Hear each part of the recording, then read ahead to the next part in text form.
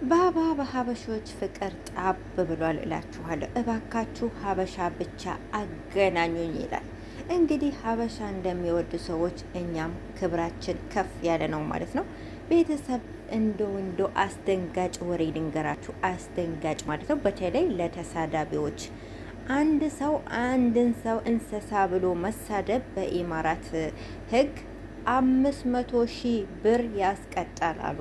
ያውም ከዛም በላይ ማለት ነው። እንግዲህ ትላንትና ቲክታክ መንደር አይታችሁ ከሆነ ጽናት የምትባለዋ ናት መሰለኝ፣ እኔ በደንብ ማላውቃትም። እነ መሲ ቤት አይታችሁ ከሆነ ተሰብስበው ነበር። የሆነ ሰዓት ላይ ታሜን ሰድባው ታሜ ከሷታል ማለት ነው። ታሜ የከሰሳት አሁን አይደለም፣ የከሰሳት በጣም ቆይቷል። ነገር ግን እሷ ሀገሯ ልትገባ ብላ ኤርፖርት ስትገባ ተከሰሻል፣ ክስ አለብሽ፣ ሀገር መግባት አትችይም ተባለች እና ተመለሰች እላችኋለሁ።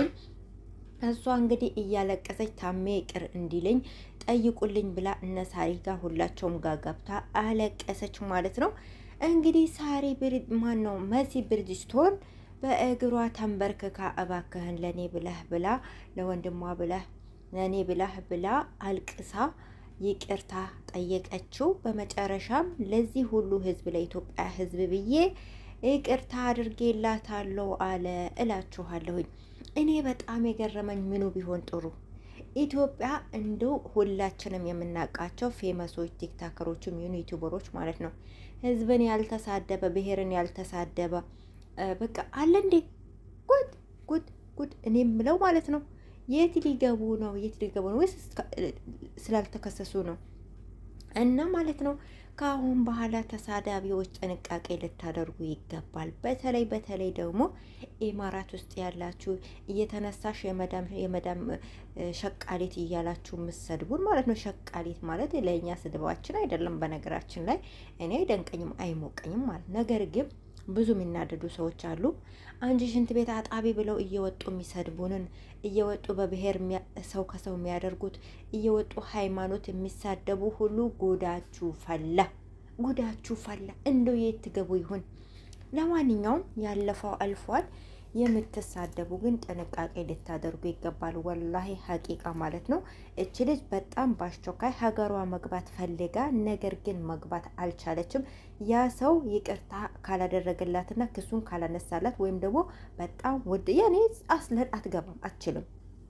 ያ ሰው ክስ ካላነሳላት መግባት አትችልም ተብሎ እንግዲህ ታሜን ለምነው እነሱ በመሆናቸው ይቅርታ እናንተን ሳይሆን እሷን ሳይሆን የኢትዮጵያ ሕዝብን አከብራለሁኝ። ስለዚህ ለኢትዮጵያ ሕዝብ ብዬ ይቅርታ አድርጌላታለሁ አለላችኋለሁኝ። እናስባችሁታል። የመዳም ቅመሞች ደግሞ ምን ቢሉ ጥሩ ቶሎ ብለው ወደ የተጠየቁት አሰሬ ብሰድበኝ ትከሰሳለች ወይ? ቱ አቤት ተንኮል፣ አቤት ተንኮል። እኔ እኮ የቅመሞች ተንኮል ማለት ነው። እኛም እኮ ተንኮል ይሰራብናል ብዙ ጊዜ፣ ግን እኛም እኮ ለተንኮል አናንስም ማለት ነው። እንደው ቶሎ ብዬ እኔ ደግሞ ኮመንት መንደር ስገባ እኔ አሰሬ መዳሜ እንደዚህ ብላ ሰድባኛለች፣ እሷም ትቀጣ ይሁን? እኔማ መዳሜ ሁሌ እንደዚህ ትለኛለች፣ ቀኗን ትጠብቅ፣ አንድ ቀንማ አሳስራታል። አቤት አቤት! እንደው ተረጋጉ ማለት ነው።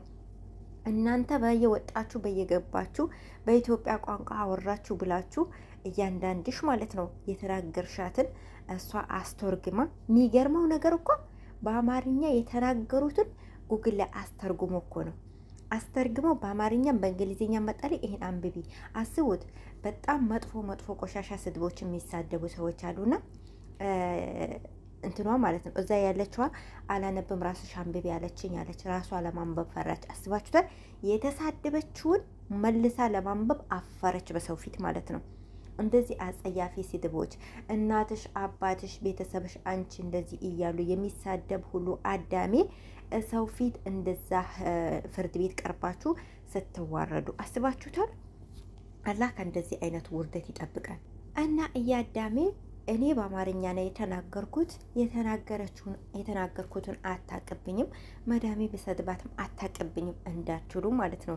እድሜ ለጉግል ያስተረጉሙታል። ብቻ እነሱ ተንኮል አይፈልጉ እንጂ ወላሂ ሀቂቃ ተንኮል ካሰቡ ያገኙናል ማለት ነው። ለማንኛውም ይሄው በጣም የሚመለከተው ተሳዳቢዎች ነው። ተሳዳቢዎች ጥንቃቄ አድርጉ ማለት ነው። አንድ የሰደባችሁ ሰው ክስ ከመሰረተባችሁ እናንተ 10 ዓመትም እዚህ ሀገር ኑሩ፣ ግን ሀገራችሁ ልትገቡ ስትሉ መግባት አትችሉም ማለት ነው። ያ ሰው ክሱን ካለነሳላችሁ መግባት አትችሉም ማለት ነው። አስባችሁታል? ያ ሰው እንዳጋጣሚ በህይወት ባይኖሩስ ምን ልትሆኑ እናንተ? ሰው ሀገር ልትቀሩ ነው? ወላሂ ሀቂቃ ይሄ በጣም በጣም ከባድ ነገር ነውና ከዚህ በጣም ብዙዎች ልንማርበት ይገባል። በተለይ ተሳዳቢዎች፣ እኛን አይመለከተንም፣ ታዋቂዎች፣ ቲክታከሮች፣ ተሳዳቢዎች ከዚህ ነገር በጣም ብዙ ሊማሩ ይገባል። በተለይ ኢማራት ውስጥ ያላችሁ ጥንቃቄ አድርጉ። እንደው ተመቸኝ ብላችሁ እየወጣችሁ ሁሉንም አትዝለፉ።